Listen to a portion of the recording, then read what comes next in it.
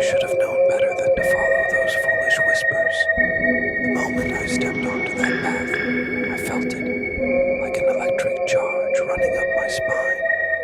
But curiosity, that pesky thing, always has its way of pulling you into places you know you should never go. The house loomed before me, twisted in shape, as though it had been pulled and contorted by some malevolent force over the years. Its dark windows seemed to watch me, and the wind howled, carrying with it an eerie, hollow sound. If you ever find yourself standing in front of a place like this, don't enter. Take my advice. But I didn't listen. I couldn't stop myself.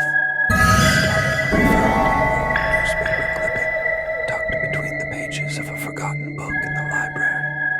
It was about the infamous abandoned house on Miller's Hill, a place that had been the subject of local legends for as long as anyone could remember. The article was yellowed with age, but the headline still stood out. Beneath the headline was a picture of a man, pale and gaunt, standing in front of the same house I had seen in the old photos. It sent a shiver down my spine.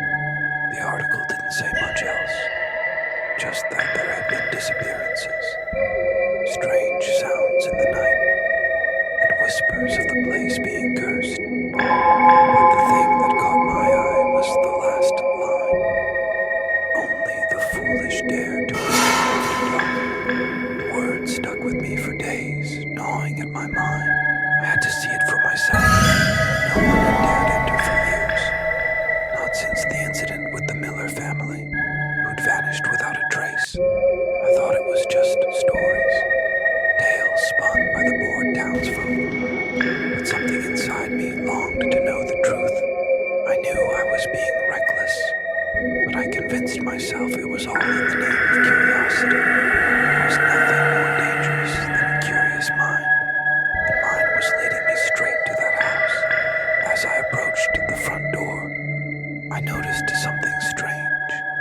There were no sounds, no birds, no distant chatter from the town below, just an unsettling silence, the kind that presses in on you like a weight on your chest. My breath caught in my throat as I reached for the door. It creaked open before I even touched the handle, as if it had been waiting for me. Inside, the air was thick, stagnant with the smell of mildew and rot. The walls were covered in layers of peeling wallpaper, faded floral patterns now barely visible beneath the grime. The wooden floors groaned under my feet as I stepped forward, the sound echoing through the empty house. My heart raced, but I couldn't turn back. I had to know what was inside. I had to see what had driven so many to madness. The hallway stretched on before me, dimly lit by the pale, weak light filtering through cracked windows. A door at the end of the hall caught my attention. It was slightly ajar, as if inviting me in. I approached it slowly, almost afraid to push it open, but my curiosity got the better of me. As soon as I stepped in, a sudden chill filled the air. The room was dark, save for the dim light from the hall, casting long, twisted shadows. Dust danced in the air, illuminated by the faint beam of light, and then I saw it. A mirror, an old, tarnished thing, hung on the far wall. It was out of place, like it didn't belong in the rest of the room. I couldn't tear my eyes away from it. What? Gasping sound. Oh my God. Leave now. It wasn't my voice. The words came from the figure behind me. I had to get out of there. What the?